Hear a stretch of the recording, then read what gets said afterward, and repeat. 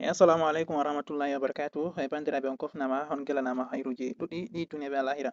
Kadi ɗuɗɓe ɗo ƴamta min ɓe giɗi ɓe abona ha chaine meɗen je Fasaha TV je maɓɓiti kesum hedi YouTube afwan hedi WhatsApp, amma ɓe heftai ne ɓe on ɓe waɗata ɓe abona ha chaine majum. To kadi mi yiɗi mi holla en lawol ngolngol a tokkoto a yaha a abona ha chaine majum ngam heɓugo videoji dammuɗi irada banni ɗo. To arande manni to a nasti nder WhatsApp maɗa banni, ok en tefa WhatsApp meɗen. To a nasti nder WhatsApp ma banni aɗon nder groupe men je Fasaha TV, ko ni an kangal a lari chaine man fu to ɗum chaine je Fasaha TV ni.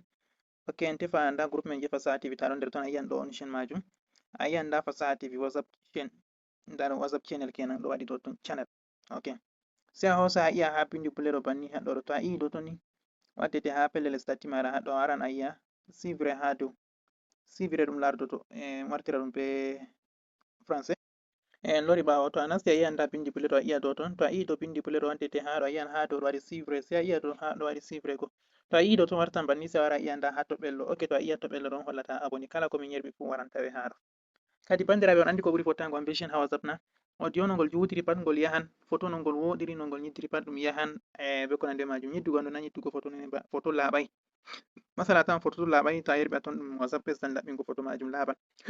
Yowa nden fahinta bo ko ɓuri fottango en fahin be chaine majum wonai bana groupe ai to goɗɗo nasti foti yahan lara numéroji je ngoni nder groupe man, foti o hosa numéro goɗɗo waɗa ka ɓillugo mo noine be ko nandi majum. To ɗo ɗo kanjum wonai ba groupe hollata numéro a lari nda jotta en yimɓe ɗon 61 ha ton, e banda useni kafde partage vidéo ɗo be lien majum yahugo groupe ji moɗon. Kala goɗɗo goto fu to partage groupe joyi mi hokkan mo dokkal chahu mi waɗanan mo misahan mo chahu nga o yejjititta ɗum inchallah.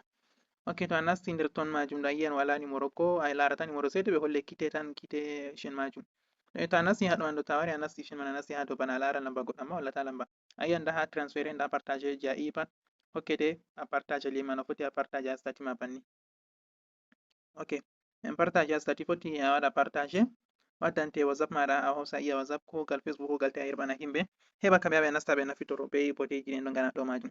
Nden to mi yerɓi ko ɗum audio ko ɗum photo ko ɗum video a lari ɗum fottani ma nda masalan bana audio ɗo a heɗiti ɗum fottani ma, a iya dow audio man ni hani heɓa waddante banni sai wara a iya waɗana j'aime like banni. Ok ɗo ma banni to fottani ma waɗa j'aime dede ko audio man ni yehirani ma fu dede banni man a waɗata j'aime majum. To a jalan nda jaleɗe, to a fonginto to noi nda ɗum ɗo an ka wala mi waɗa, to cangal bo nda ɗum jungol be jungo ɗo, to nda bana photo hollo en dokka mo cangal yauwa banni. To a waɗi banni shikenan aɗo aboni ha ton en ɗo mari himɓe 61 useni hande ɗo bandiraɓe hafde partage ɗum yaha ɗum daya en cika temere. To kala mo partage fu bo nda lambam 694 77 13 90 ton a wolwanam hedi lamba majum a waɗa capture d'écran a yerɓanayam dow a partage. Yauwa banni majum to a partage mi hokkete cadeau maɗa joni mi hokkete dokkal ma pindiwal chahu je mi meɗai hokkugo bana majum bo a yejjititta chahu majum. To aɗo lara video ɗo ha YouTube masalan aɗo lara video ɗo ha YouTube, en nasta ha YouTube meɗen banni. Ok to a nasti ha YouTube aɗo lara video ɗo ha chaine men je Fasaha TV a waɗa recherche Fasaha TV, a waɗa Fasaha a waɗa TV waddante chaine amin majum ɗon bana ni.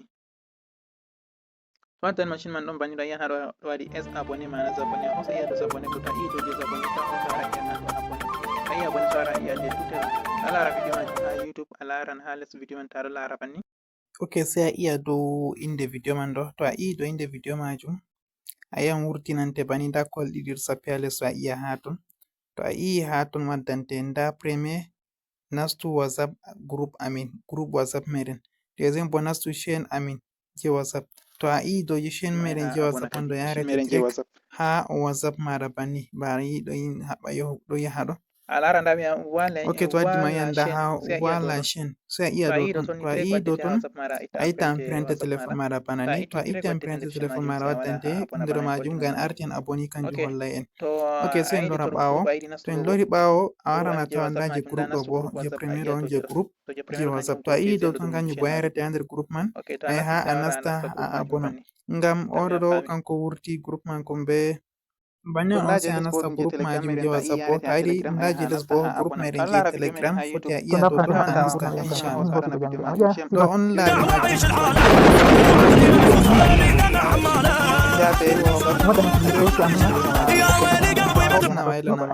Assalamu alaikum.